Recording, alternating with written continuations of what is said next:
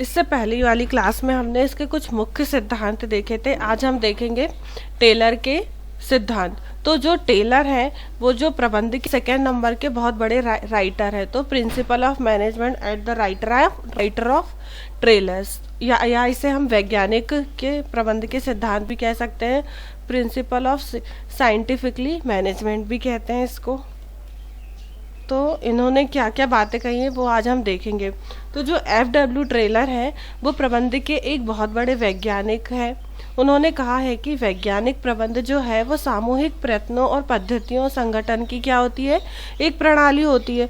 वो क्या करते हैं, एक जो संगठन होता है, ऑर्गेनाइजेशन जो चीज़ें होती हैं उसे वो एक साइंटिफिकली रूट में एक जैसा तैयार करते हैं, जिससे हम क्या करते हैं अपने व्यवसाय में उस सिद्धांत को लागू करके हम क्या कर सकते हैं, लाभ प्राप्त कर सकते हैं, है ना।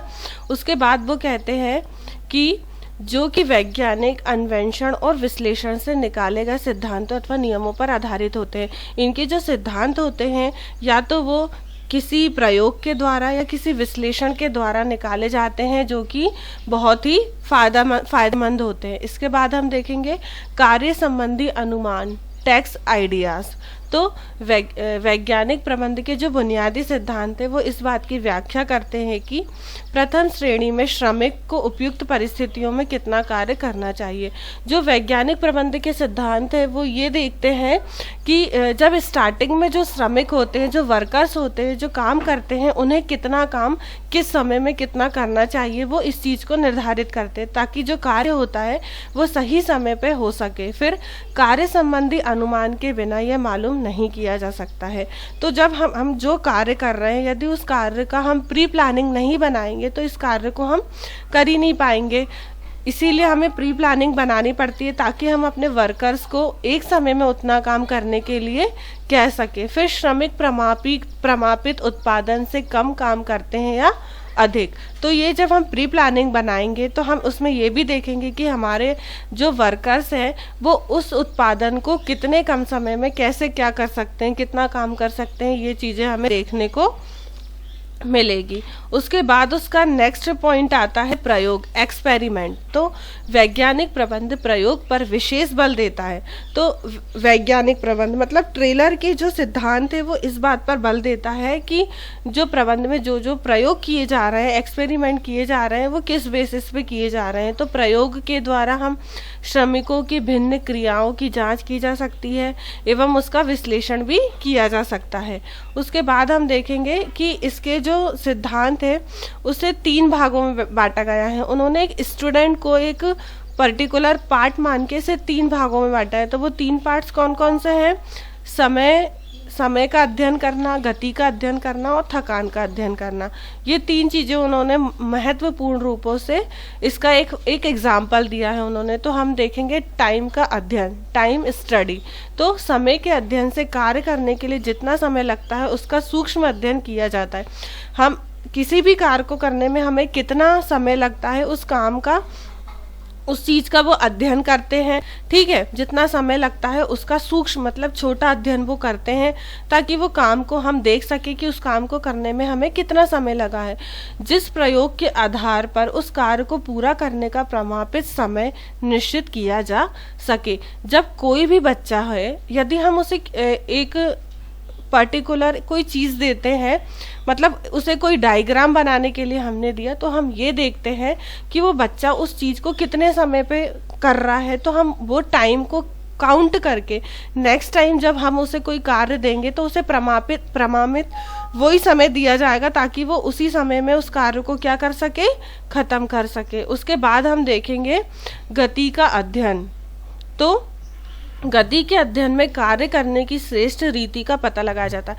गति के द्वारा हम क्या करते हैं कि हम देखते हैं कि व्यक्ति जो कर्मचारी है वो किस गति से कार्य कर रहा है, या वो तो तेज गति से काम कर रहा है या तो फिर वो बहुत लेजी टाइप का है या वो बहुत धीरे धीरे काम कर रहा है। तो प्रत्येक श्रमिकों को अपने कार्य में हाथ पैर हिलाने डुलाने पड़ते हैं। ये ऑब्वियस सी बात है, चाहे कोई सा भी व्यक्ति हो, वो जब कोई सा भी काम करता है तो उसे अपने हाथ पैर हिलाने डुलाने पड़ते हैं। जितना हिलाना डुलाना अधिक होता है उतनी ही थकान जल्दी आती है। ये एक साइंटिफिकली फैक्ट है कि जो व्यक्ति जितना काम करेगा उसके उतने ही थकावट जल्दी आती है, ये ऑब्वियस सी बात है। फिर उसके बाद बोल रहा है थकान का अध्ययन करना। तो थकान के अध्ययन के अंतर्गत प्रत्येक क्रिया का विस्तृत अध्ययन करने से पता लगाया जा सकता है कि थकान कब, कहाँ और क्यों होती है और कैसे होती है। तो आपको पता है थकान क्यों होती है। जब हम ज़्यादा काम करते हैं तो ऑब्वियस सी बात है आपको थकान होएगी। आपका जो हमारी बॉडी है वो एक समय के बाद थक जाती है तो वो पेनफुल होने लगती है। तो ये एक जनरल सी चीज़ें हैं जो ट्रेलर ने इसके थ्रू हमें बताया है कि हमें अपने प्रबंध में कैसे सिद्धांतों का यूज़ करना चाहिए। उस जब वो थकान हमें होगी तो उस थकान का हम सूक्ष्म अध्ययन करेंगे और आगे जब हम कोई भी कार्य करेंगे तो उसे हम कम करने की कोशिश करेंगे। इस थकान को किस प्रकार दूर किया जा सके या सुधार किया जा सके। ट्रेलर का कहना है कि कार्य के बीच आराम का समय देने से बोझ की उचित मात्रा निश्चित करके थकान को कम किया जा सकता है और श्रमिकों में स्फूर्ति लाई जा सकती है। उसके बाद है योजना। योजना मीन्स प्लानिंग। तो वैज्ञानिक प्रबंध के राइटर जो ट्रेलर हैं उन्होंने इस बात पे बल दिया है कि हर कार्य के लिए एक विशेष योजना होनी चाहिए। उनका कहना है कि चाहे काम छोटा हो चाहे बड़ा हो, लेकिन उस कार्य के लिए हमारी योजनाएं, चाहे हम बड़ा कार्य करें चाहे छोटा कार्य करें, सबके लिए हमारी योजनाएं कैसी होनी चाहिए, एक जैसी होनी चाहिए। योजना विभाग वैज्ञानिक प्रबंध का केंद्र है, जिसका मुख्य दायित्व उन समस्त कर्मचारियों की आवश्यकताओं को पूरा करना है जो उत्पादन की विभिन्न क्रियाओं में संलग्न है। सही बात है। जिसका दायित्व क्या होता है कि जो कर्मचारी की आवश्यकताएं हैं उसे पूरा किया जा सके। उत्पादन की जो विभिन्न क्रियाएं, उत्पादन करने के लिए बहुत सारी प्रोसेस होती है, उसमें हम आसानी से एडजस्ट हो सके, उस काम को पूरा कर सके। और प्रत्येक कारखाने के पृथक से एक योजना विभाग होता है। हर एक कोई सा भी इंडस्ट्री होगी या कोई सा भी कारखाना होगा, वहां पर एक अलग से योजना विभाग होता है जहां पर जो भी हम कार्य करते हैं उससे संबंधित योजनाएं बनाई जाती है। फिर लागत लेखांकन की कुशल व्यवस्थाएं, है ना। फिर कॉस्टिंग का सिस्टम इफेक्टिव होना चाहिए। तो कुशल लागत लेखांकन वैज्ञानिक प्रबंध का अभिन्न अंग है। सही बात है।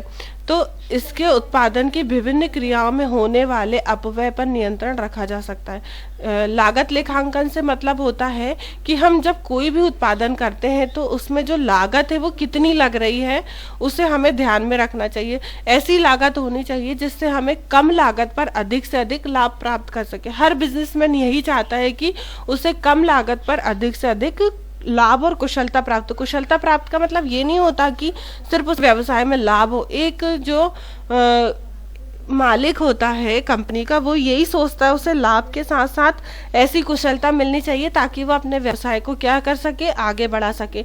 ये तभी संभव है जब हमारा लागत लेखांकन की कुशल व्यवस्था होगी। उसके बाद हम देखेंगे उत्तम सामग्री की व्यवस्था, अरेंजमेंट टू गुड मटेरियल्स। तो कारखाने में उपयुक्त माल का श्रमिकों की कार्य कुशलता से घनिष्ठ संबंध होता है। सही बात है। कारखाने में जो भी काम होता है उसके लिए हमें मटेरियल की ज़रूरत होती है। बिना मटेरियल के हम कारखाने में कोई काम नहीं कर सकते। जब तक हमारे पास कच्चा माल नहीं होगा हम उसे कैसे डेवलप करके अच्छी किस्म में बदल कर और अच्छी कीमत पर बेच सकते हैं। तो इसलिए हमारे पास कपड़ों का कारखाना है तो हमारे पास कपड़ों का जो मटेरियल है वो अच्छा होना चाहिए, उत्तम सामग्री होनी चाहिए ताकि हम उसे उचित किस्म पर खरीद सके या बेच सके। उसके बाद आता है प्रमापीकरण, मतलब सेटिस्फैक्शंस होना चाहिए एक। तो वैज्ञानिक प्रबंध में कोई भी बात श्रमिकों को प्रमापित औजार दिए जाते हैं तथा कार्य करने की प्रमापित विधियों से भी उन्हें परिचित कराया जाता है। सही है। प्रमापित मतलब होता है कि जो श्रमिक होते हैं, जो काम कर रहे हैं, उन्होंने जो मटेरियल तैयार किया है उसे हम आइडेंटिफाई करते हैं कि वो माल सही तैयार हुआ है या नहीं, मतलब देने योग्य है या नहीं है। फिर मानसिक क्रांति का मतलब होता है मेंटली आप उस चीज को कैसे ले रहे हो। तो कर्मचारी का जो वर्ग होता है और प्रबंध की मानसिकता में परिवर्तन होना ही मानसिक क्रांति कहलाता है। अब जो कर्मचारियों का वर्ग होता है और प्रबंध की जो मानसिकता में परिवर्तन होना ही मानसिक क्रांति कहलाता है। इससे ये आशा है कि यदि कर्मचारियों का जो वर्ग है जो एक इंडस्ट्री में काम करता है, यदि वो अपने प्रबंध को, अपने नियम कायदों को अपने बिजनेस में लाता है तो उसके लिए उसका मानसिक परिवर्तन होना बहुत ज़्यादा ज़रूरी होता है। इसके लिए यह ज़रूरी है कि दोनों वर्ग परस्पर उत्पादन विधि के साथ नवीन वैज्ञानिक विधियों का उपयोग करें। ये कितनी अच्छी बात कही है इन्होंने कहा है कि जो उत्पादन वर्ग होता है, मतलब उत्पादन वर्ग जो व्यक्ति उत्पादन करते हैं, जो उस चीज़ को तैयार करते हैं, यदि वो उसमें अपनी जो विधि है तैयार करने की, उस विधि में यदि वो साइंटिफिकली विधि का यूज़ करेंगे, मतलब आजकल नई नई तकनीकें आ गई हैं, उस विधि का वो यूज़ करेंगे तो वो ज़्यादा से ज़्यादा लाभ प्राप्त कर सकते हैं, है ना। उसके बाद हम